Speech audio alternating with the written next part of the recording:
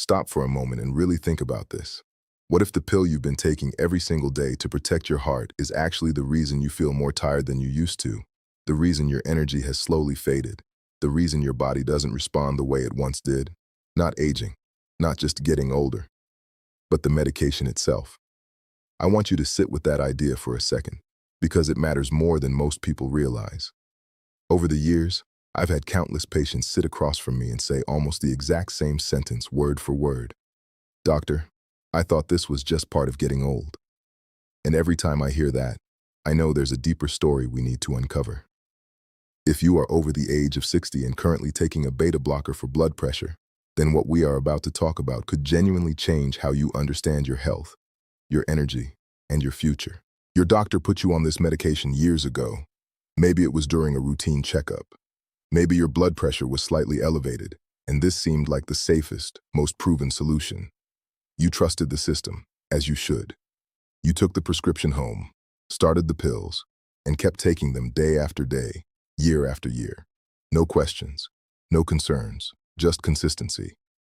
But somewhere along the way, things began to shift. You noticed you were getting tired more easily. Simple activities like climbing stairs or walking longer distances started to feel harder than they used to. Maybe you slowed down without even realizing it. Maybe you stopped doing certain activities altogether. And like most people, you didn't question the medication. You questioned yourself. You told yourself this is what aging looks like. This is normal. This is expected. But what if that assumption is wrong? My name is Dr. Kevin Adewale, and I've spent over 2 decades working as a cardiac surgeon. I've seen the human heart in its most fragile and most resilient states. I've performed thousands of procedures, but the moments that stay with me the most are not always in the operating room. They are in quiet conversations with patients who are doing everything right, following every instruction, taking every medication exactly as prescribed, and yet something still doesn't feel right. Today, I want to have the kind of conversation that doesn't usually happen in a rushed 10-minute appointment. The kind of conversation where we slow down, look at the full picture, and ask whether what was right for you years ago is still right for you today. To understand this, we need to go back in time for a moment. Beta blockers were introduced in the 1960s, and at that time, they were nothing short of revolutionary. For the first time, doctors had a way to directly influence how hard the heart worked. By blocking certain receptors, these medications could slow the heart rate, reduce the force of each heartbeat, and bring blood pressure down effectively. It was a breakthrough. Doctors were excited, and they had every reason to be.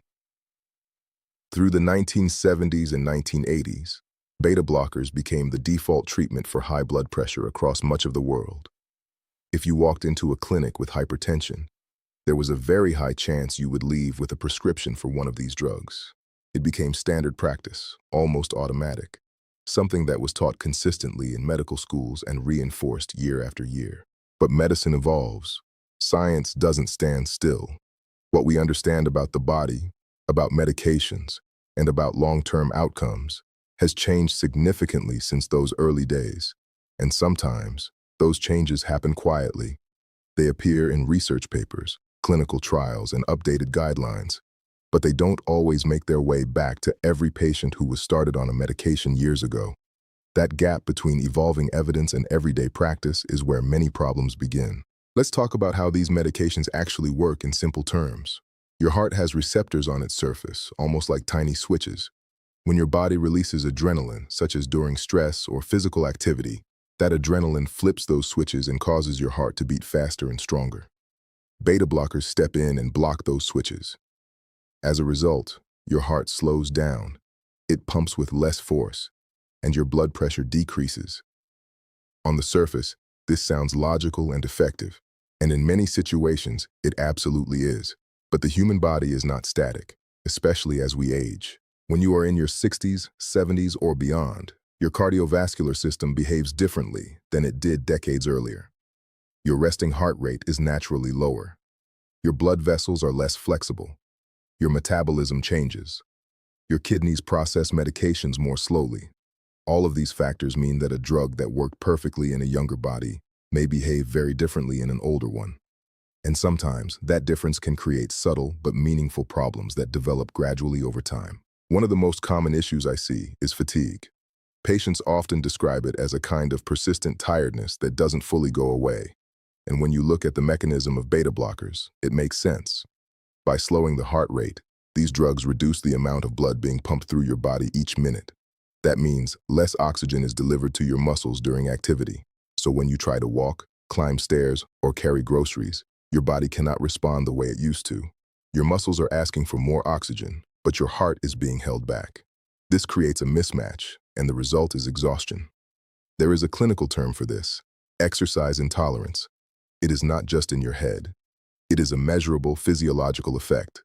What makes this particularly difficult is how easily it can be misinterpreted. When people feel tired, they naturally assume it is due to aging. They adjust their lifestyle accordingly. They move less, rest more, and gradually become less active. Over time, this reduction in activity leads to loss of muscle strength, decreased cardiovascular fitness, and further decline in energy levels. It becomes a cycle, and it often begins so subtly that it goes unnoticed for years. Another area that deserves attention is metabolism.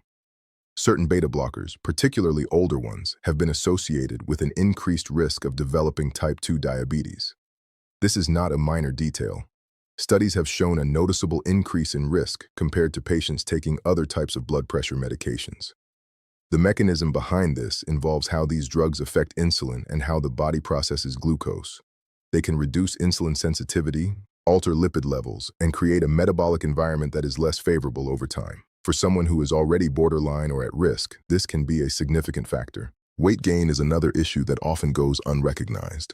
Many patients report gaining weight despite no major changes in their diet. This can be partly due to a slight reduction in metabolic rate caused by the medication, combined with decreased physical activity from fatigue. The weight gain tends to be gradual, and patients often blame themselves, assuming they are not being disciplined enough.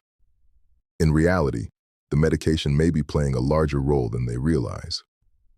There is also the issue of balance and blood pressure regulation when changing positions. When you stand up from sitting or lying down, your body normally adjusts quickly to maintain stable blood pressure. Your heart rate increases slightly, and your blood vessels constrict to keep blood flowing to your brain. Beta blockers can interfere with this rapid adjustment.